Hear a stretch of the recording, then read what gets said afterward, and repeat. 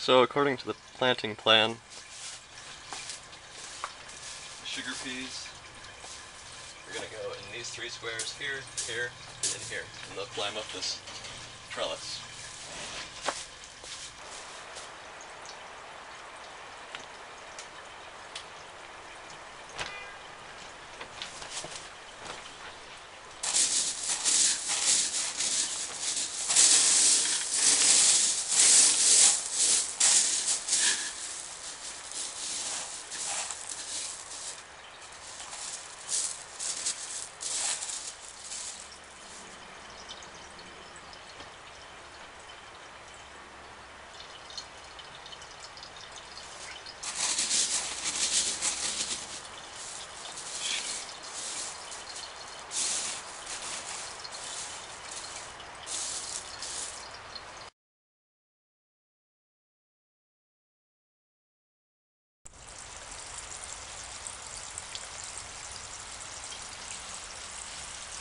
Here goes the first filling cycle with plants in the system.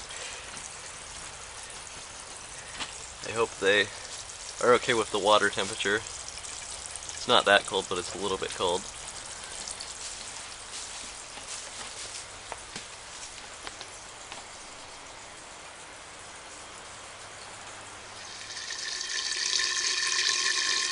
I also planted these 2 cauliflower. I don't know if you can see it, but there's one right there. One right there. They were the second biggest thing after the peas, so I decided I would plant them.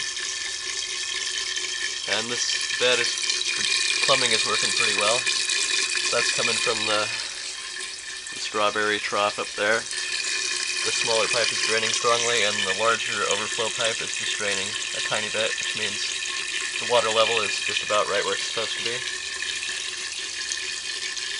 And this is the larger pipe that bypasses the grow bed so we don't get all the water going into there. Bypasses the strawberry thing. And I really hope these peas are not just dead tomorrow. But we'll see. Hopefully they really like it in here. We're coming up towards the end of the first filling cycle of this larger grow bed with plants in it.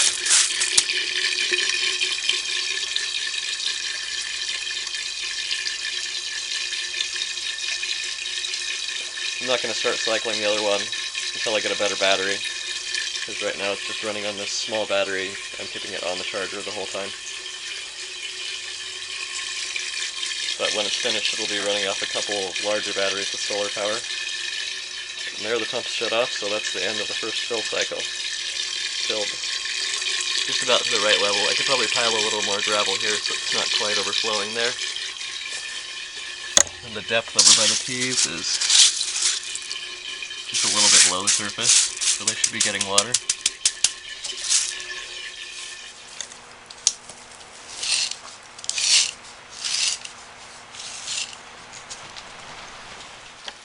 With the larger grow bed almost completely full, the water level is about 20.5 to 21 inches. That time it was actually 21, but this is drained for a moment. 21 out of 24, so it's only like 3 or 3.5 inches that it goes down to fill the larger of the 2 grow beds. So even though it looks like it's like there's some height from the top down to the water, as an overall percentage of the water in there, not that much is going through. So the fish that are in here shouldn't have a problem with the water level going up and down. I think that'll be fine.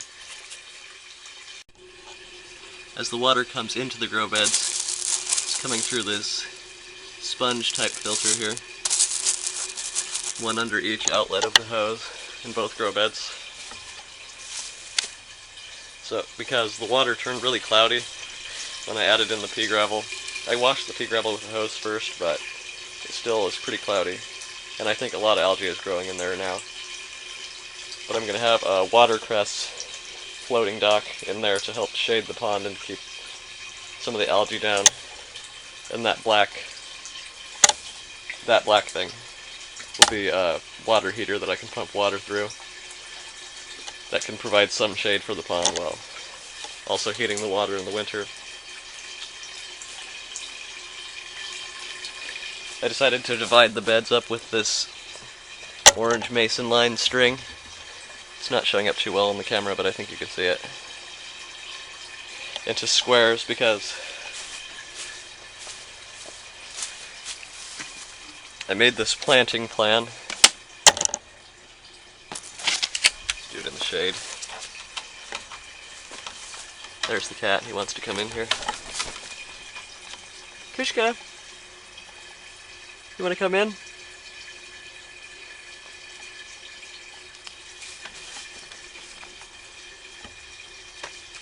Anyway, I made a plan for how I'm going to plant all this out, and because of the way an aquaponics system is, you don't have to worry about crop rotation. You can just plant stuff in the same spot every time and keep it organized. So far I just have the cauliflower and this square of sugar peas in. The beans are taking longer to sprout. I think I need to pour some warm water on them again, maybe. I've been watering everything every day, but the water in the pond is not that warm. I don't have a thermometer yet for the water, but I need to get one because I'm charting, like I'm testing the pH, nitrate levels, and ammonia levels, and writing the date, and I also want to write the temperature by the date because I think that's an important thing to keep track of.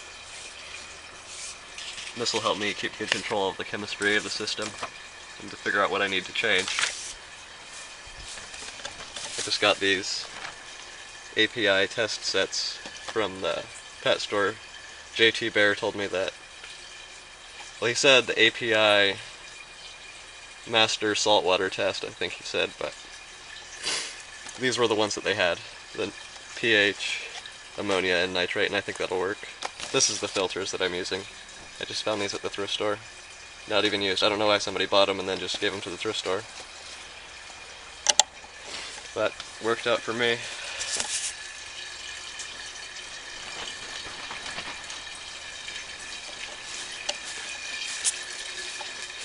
Aside from the aquaponics, I also have some potted plants just in dirt in the greenhouse. And each one of these I have just in the center, one chrysanthemum, one edible chrysanthemum, and 2 concentric rings of carrots. You can see a couple of the carrots are finally starting to sprout. One right there, one there, one there. I think that's another one. And there's a couple in the other bucket too. And in here what we have sprouting so far is the cauliflower that I took out and planted in the grow bed, the dinosaur kale, lacinato kale. I don't know if I'm saying that right. Swiss chard is off to a decent start, but it's not big enough to move yet, I don't think. And only one of the rosemary seeds started, and then we also have the Jericho lettuce. 3 out of 6 seeds started to grow. And other stuff is not growing yet. And over here, I have the dwarf blueberry plants, and I'll also have probably another pot of blueberries and probably 2 pots of the ground cherry, or it's also called something else, Cape gooseberry, I think. But it's like little berries that are in a lantern type of a shell. I haven't eaten one before, but I hope they grow because I want to eat one. The electronics for this greenhouse are almost finished. I've got, just in a plastic container that I had here, the 2 cycling timers that control the pumps. And this is a solar charge controller. The cat just jumped onto the roof. That was loud. But a solar charge controller. Solar panel electricity comes in, and then there's wire out to the battery and wire out to the power. To the load, I mean. So you connect the load up to here, not up to the actual battery. But I think you could do it either way. And then I still need to put up the inverter to power the aerator, and it has 2 plugs, so I could power one other thing if I need to.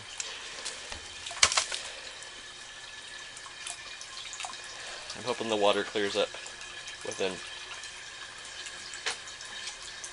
well, I hope it's pretty soon anyway. It doesn't necessarily have to be that soon, because I don't have the fish yet. For the fish, right now I'm thinking of using yellow perch or bluegill, and I'm also considering catfish, but I'm leaning more towards the perch or the bluegill. I think Kushka likes the warmth of the greenhouse. He's a warm weather animal.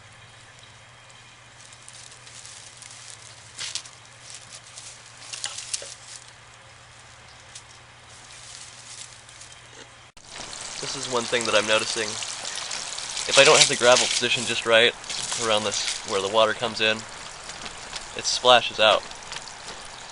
And it's getting over here onto that plastic. Some of the water is escaping.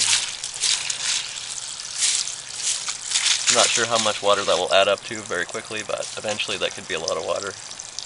I'll have to figure out a way. I might have to put these hoses so that they go down into the gravel instead of spraying like this. I thought this would help with oxygenation, but it probably isn't really necessary to have it come through the air like that.